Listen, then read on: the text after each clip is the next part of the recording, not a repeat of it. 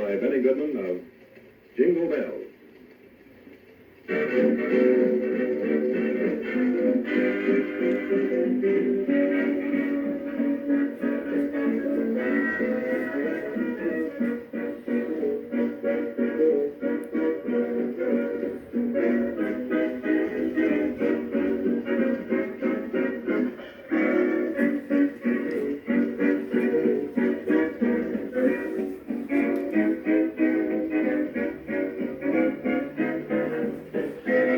All right, hello and happy holidays to everyone.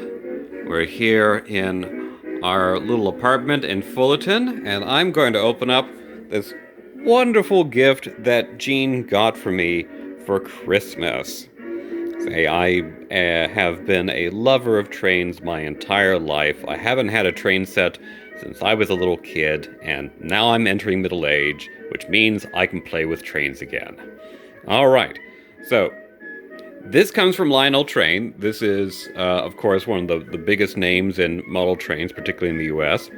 And Gene was adamant that I get a Lionel Train set because he is a big fan of the film Murder by Death. And Truman Capote's character's name is a pun on Lionel Train. His name is Lionel Twain. And don't forget that he lives at 22 Twain. Okay. So let's open this thing up. It's difficult with one hand. I'll get there, you bastard.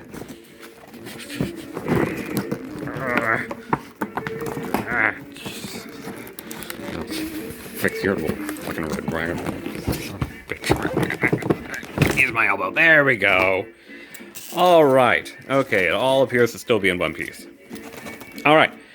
Now, as I understand it, this particular model is a repurposing of Lionel's Polar Express train. And I wanted this train for various reasons, but I didn't want it because of its association with the Polar Express movie. It's not my favorite Christmas movie, it's not my favorite Christmas book. If it is yours, that's fine.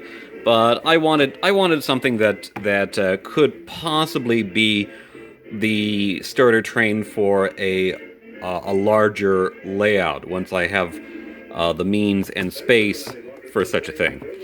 And the plus the if divorced of its film associations, it's a very beautiful train. The engine is based on, say, the Berkshire model of locomotive, first built, I think, in 1925. It is a 284 wheel arrangement, and I'm trying to remember my train lore. I think it was built as supposed to be an improvement on the Mikado type locomotive, which was built during World War I. Say the Mikado was, for its size, still had kind of like insufficient horsepower and speed. So they expanded the firebox, that's what's underneath the cab right there, by I think 100 square feet. And that's why it has the kind of unusual wheel arrangement of 4 wheels there in the back, because they had to add the extra wheel to accommodate the expanded size of the firebox. And they're made tons of these trains. There are only 2 in operation right now, I think. Tons of these locomotives. But I think because they based the Polar Express train off of this type of engine, I think there's been more of a concerted effort to bring more of them back into operation. Okay, now let's see here. So let's open this up. I'm gonna have to stop this so I can get these things out of here, because I don't think I'll be able to juggle the camera as well as the box without breaking all of these things.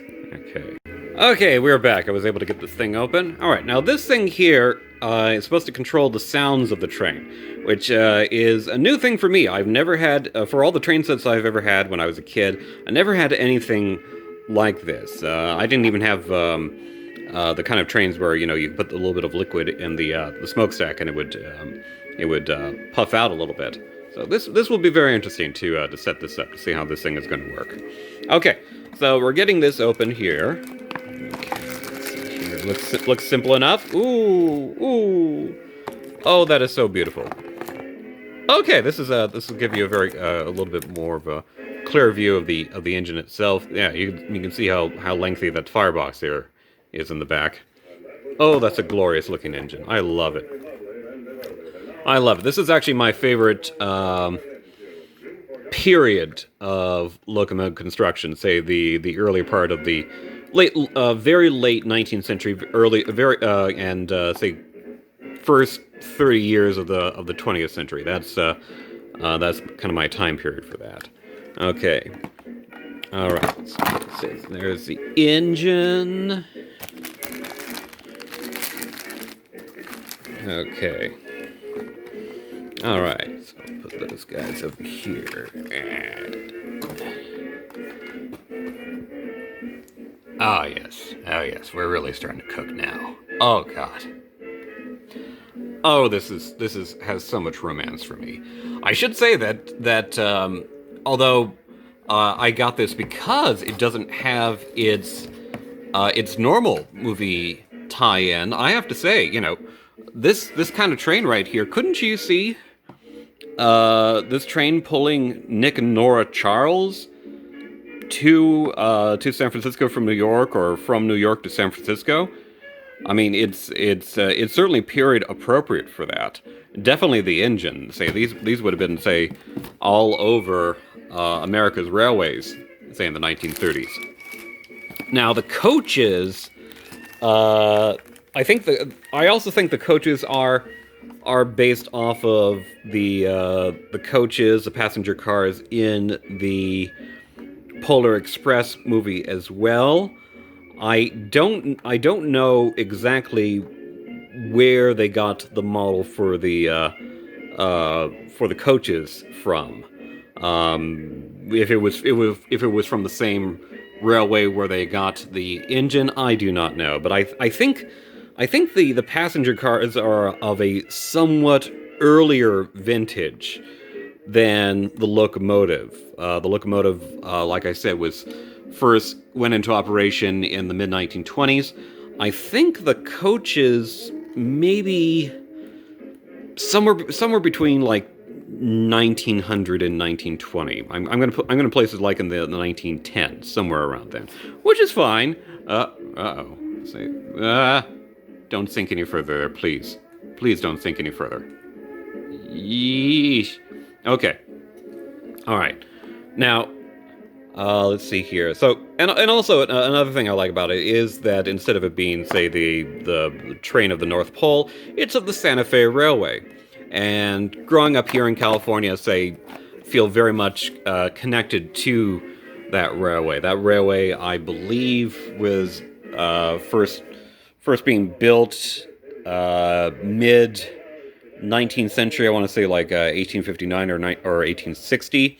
And the full name of it was the Atchison, Topeka, and the Santa Fe Railway, and it was basically a line connecting cities in Kansas and New Mexico Territory, and this expanded throughout the decades. By I want to say the first decade of it was already in the 1880s. Already in the 1880s, they already had tracks going to cities in California, but first decade of the 20th century, I think by then they had consolidated with Southern Pacific. Ah, shoot, there she goes. Consolidated with Southern Pacific to form, I think it was called the Northwestern Pacific Railway or something like that. But by then you actually did have, say, tracks going to Los Angeles and San Francisco and all that kind of stuff. So there goes Nick and Nora to Nora's family home on Nob Hill. Okay, now the Santa Fe Railroad is not in operation any longer. in the 1990s. I want to say like 1994, 94, 95, 96, somewhere around there. They ceased operation and got swallowed up by the Burlington Northern Railway. So it's the Burlington Northern and the Santa Fe. So if you see BNSF on locomotives or cars on our railways, that's what the railroad is, the Burlington Northern and the Santa Fe. Okay, all right. So enough of me prattling on about railroad history. Let's get this train set up. Oh, I just remembered that one of the passenger cars has is an observation car. And speaking of movies, can't you see Fred McMurray on crutches at the end of that thing as he's playing Walter Neff and about to fake the death of Barbara Stanwyck's husband right there. Oh, this is just catnip for me. All right, a little bit of a gripe right here. Say, as you can see, I have taken apart my wonderful grandfather, Pete Irett's tool chest, trying to find a screwdriver small enough, pixie size enough, to dig in here and open up. Look, I can't even focus on this thing. I can't even focus on this thing. So teeny tiny. Look how compared to my thumb. Look at it. Look at it. It's a kind of screwdriver you would use for watch repair or for glasses repair, and that's what I need in order to get the battery compartment open on this control device. I mean,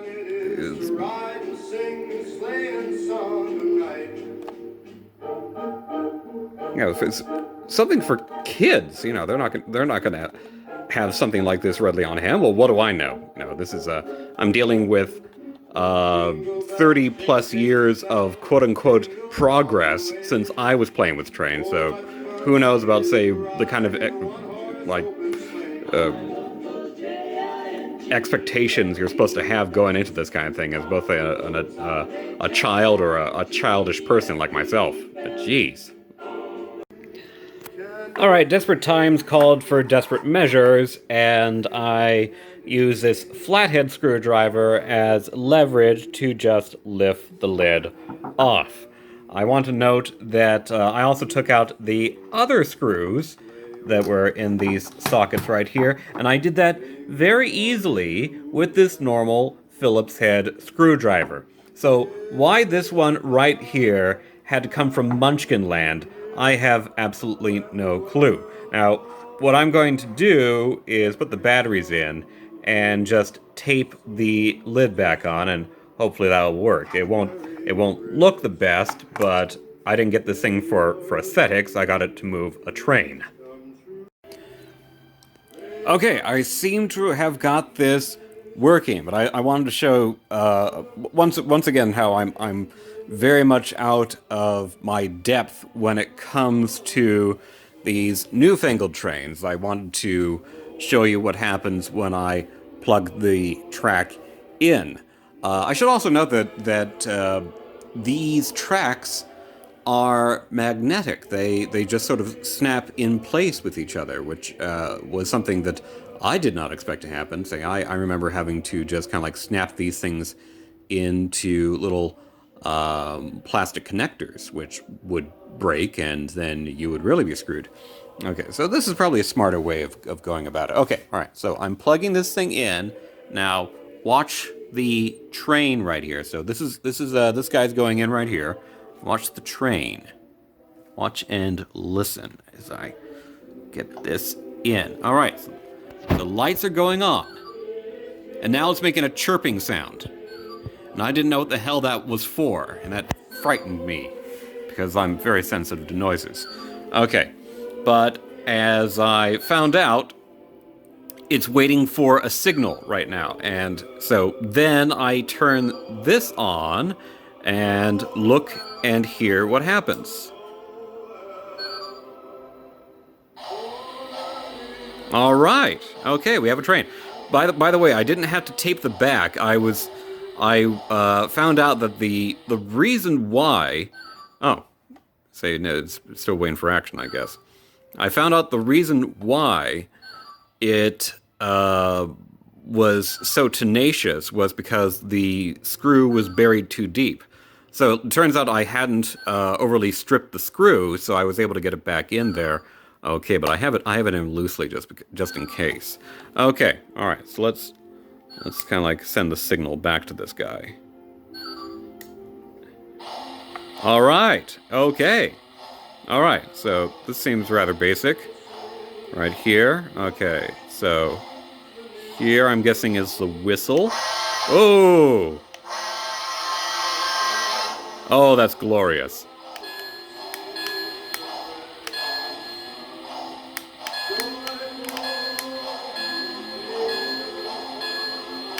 Okay, that stops the bell. Okay, I see.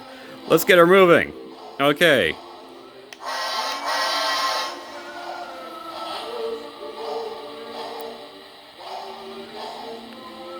Oh, why can't we move?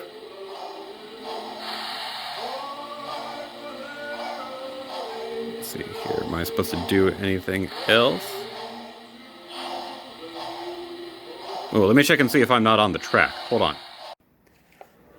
All right, I seem to have got the problem fixed.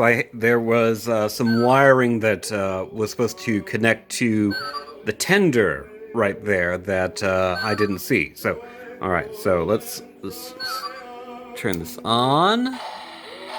Okay. All right. Yes. Oh, that's good sound.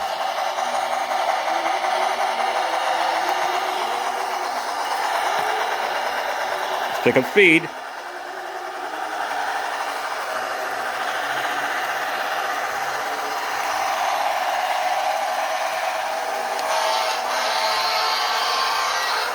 Oh, that's great. Now once we round the curve, let's highball it.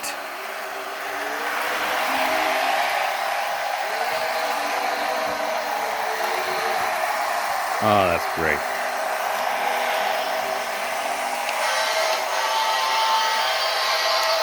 That's me controlling the whistle.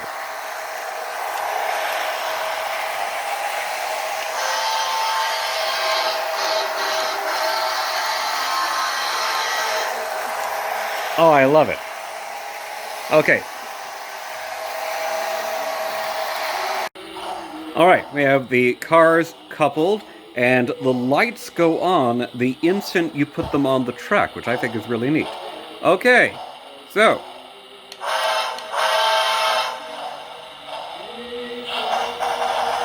Oh, moving a little too fast. There we go. Picking up steam.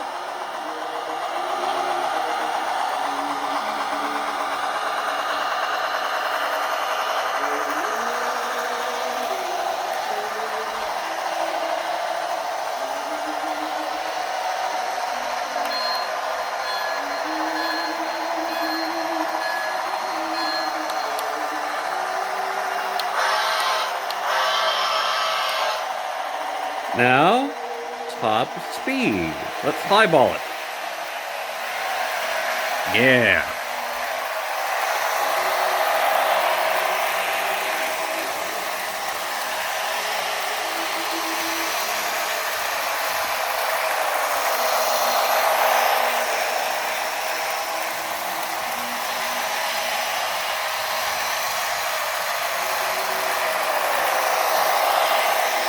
Ooh, let's see how it looks with the lights in the apartment on.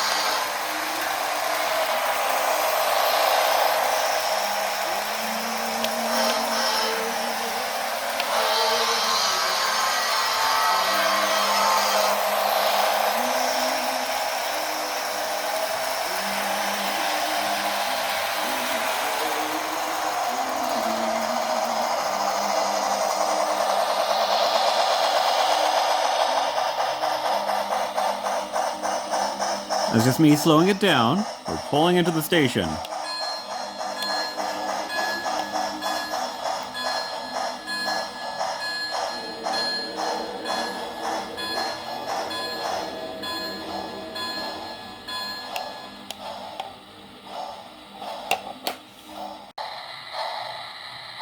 Okay, so that should do it. I am exceedingly happy with it. It looks great, it sounds great, it performs beautifully.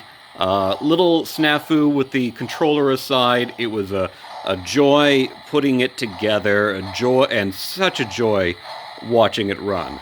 So thank you for joining me. Happy holidays to you and your family. I hope that all of you stay safe and well out there, and I'll see you once it's safe to go outside again. Bye-bye.